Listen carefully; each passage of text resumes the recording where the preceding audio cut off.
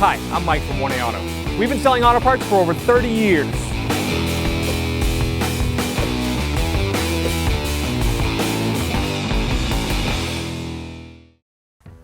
To remove these map lights and change the bulb, they are hinged right here.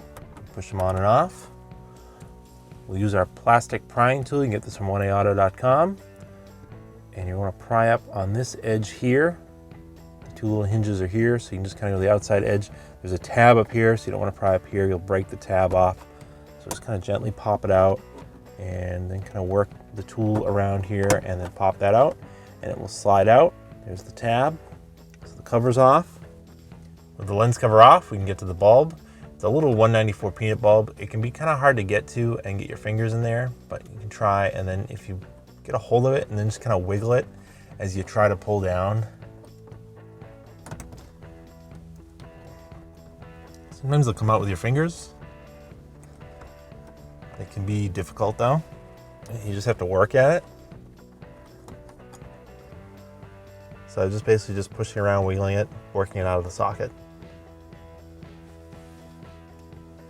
This just pushes in. So to replace it, just reinstall it by pushing it right into the socket, same way it came out. The other side is the same exact way.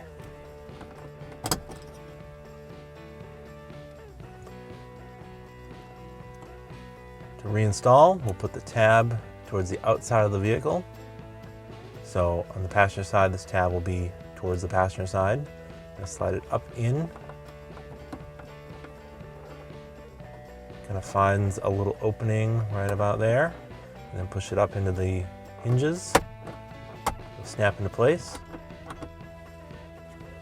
Do the same for the other side.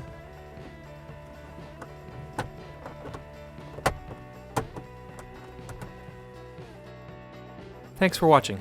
Visit us at 1aauto.com for quality auto parts, fast and free shipping, and the best customer service in the industry.